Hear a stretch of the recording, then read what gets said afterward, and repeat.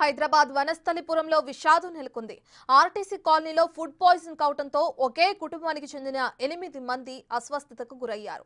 ఆసుపత్రిలో చికిత్స పొందుతూ ఒక్కరు మృతి చెందారు. బోనాల పండుగ రోజు తెచ్చుకున్న మాంసాన్ని ఫ్రిడ్జ్లో పెట్టుకుని తినడంతో అస్వస్థతకు గురయ్యారు. మరో 7గురు చింతలకుంటలోని ఆసుపత్రిలో చికిత్స పొందుతున్నారు.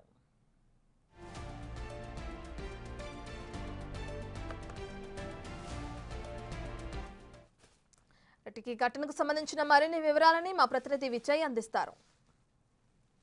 వనస్థలిపురంలోని ఆర్టీసీ కాలనీలో శ్రీనివాసు ఆర్టీసీ కండక్టర్గా కూడా పనిచేస్తూ ఉన్నాడు. ఆ కాలనీలో ఉంటా ఉన్నాడు స్థానికంగా. అయితే ఆ బోనాల పండుగ సందర్భంగా మొన్న ఆదివారం రోజున తన బావ కుటుంబాన్ని ఇంటికి పిలిచి అందరికీ కూడా విందు భోజనం ఏర్పాటు చేశాడు. ఈ విందు భోజనం ఆరగించినటువంటి ఆ కుటుంబంలో ఉన్నటువంటి వారందరికీ కూడా ఫుడ్ పాయిజన్ అయిపోయి పూర్తిగా వామిటింగ్స్ చేసుకొని మోషన్స్ చేసుకొని ఆసుపత్రి పాలయ్యారు. ఈ ఘటనలో ఇప్పటికే శ్రీనివాస్ మృతి చెందినటువంటి పరిస్థితి నెలకొంది. శ్రీనివాస్ బావ సంతోష్ ఉన్నారు. ఒక్కసారి మాట్లాడదాం. అసలు ఎప్పుడు జరిగింది, ఎలా జరిగిందండి ఈ ఘటన? నిన్న ఉదయం నుంచి అయింది. అంటే మొన్న తిన్నాము, నిన్న ఉదయం నుంచి స్టార్ట్ అయింది. ఇప్పుడు వాళ్ళ అమ్మ మళ్ళీ బిడ్డ ఏసీలో ఉన్నారు.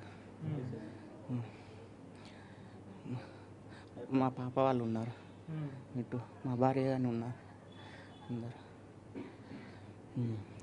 దేనివల్ల అంటే మీరు ఏమైనా ఫ్రిడ్జ్లో పెట్టుకొని దీన్ని ఏం మామూలుగా వండిరు, అప్పుడే తిన్నాం అంతే. ఫ్రిడ్జ్లో ఏం పెట్టలేదు.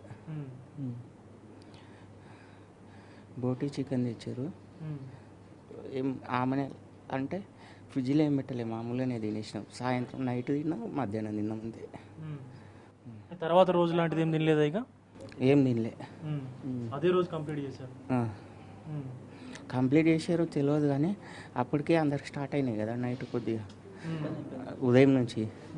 ఇక అది తెలియదు. ఇక సంతోష్ వాళ్ళ తమ్ముడు ప్రస్తుతం మనతో పాటు ఉన్నారు. అన్న, ఎప్పుడు వచ్చారు సంతోష్ అసలు ఇక్కడికి? శనివారం నాడు సాయంత్రం వచ్చారు. ఆదివారం నాడు ఇట్లా మామూలుగా పండుగ చేసుకున్నారంట. ఉదయం మధ్యాహ్నం తిన్నోళ్ళకి ఎవరికి ఏం కాలేదు. సాయంత్రం తిన్నోళ్ళకు ఇట్లా ఇబ్బంది అయిందంట. మాకు సోమవారం పొద్దుగాల మా డాడీ ఫోన్ చేసిండు, రాలేరు రా అని అడిగిండు. అడిగితే గిట్ల గిట్ల అయిందంటే ఇక్కడికి వచ్చేసినాం మేము. అదే ఇక్కడికి వస్తే ఇట్లా అయిందని చెప్పారు. ఇప్పుడు అందరూ ఎలా ఉన్నారు? అంటే శ్రీనివాస్ ఇప్పటికే మృతి చెందారు. సంతోష్ కుమార్ ఫ్యామిలీ ఎలా ఉంది, వాళ్ళ పిల్లలు ఎలా ఉన్నారు? వాళ్ళందరికీ మోషన్స్ వాంతింగ్స్ అవుతున్నాయి, ఇబ్బంది ఉంది, జ్వరం సీరియస్గా ఉన్నది. సంతోష్ వాళ్ళ చిన్న కూతురుకు, మా అన్న బిడ్డకు, చిన్న ఆమెకు సీరియస్ ఉంది జ్వరం.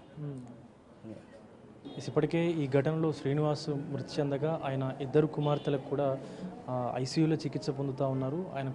ఆయన కుమార్తెలతో పాటు ఆయన భార్య కూడా సీరియస్గానే ఉంది అంటూ చెప్తున్నటువంటి పరిస్థితి కనిపిస్తూ ఉంది. ఈ ఘటనకు సంబంధించి ఇప్పటికే ఈ ఆసుపత్రిని అయితే అబ్దుల్లాపూర్ మెట్ ప్రిలిమినరీ మెడికల్ ఆఫీసర్ అయితే ప్రసన్న కుమారి కూడా సందర్శించారు. ఈ ఘటనకు సంబంధించి అన్ని వివరాలు కూడా పూర్తిగా తీసుకొని ఒక రిపోర్ట్ను కూడా తయారు చేసి ప్రభుత్వానికి నివేదించేటువంటి పని కూడా నేను చేస్తానంటూ కూడా చెప్పినటువంటి పరిస్థితి కనిపిస్తుంది. ఈ ఘటనకు సంబంధించి ఇప్పటివరకు 12 మంది కూడా ఈ ఘటనలో ఫుడ్ పాయిజన్ బారిన పడి ఆసుపత్రి పాలైనటువంటి సిచ్యువేషన్ కనిపిస్తూ ఉంది. ఒక పక్క మెడికల్ ఆఫీసర్ కూడా దీనికి సంబంధించి రిపోర్ట్ కూడా తయారు చేస్తానంటూ కూడా చెప్తున్నటువంటి పరిస్థితి కనిపిస్తూ ఉంది.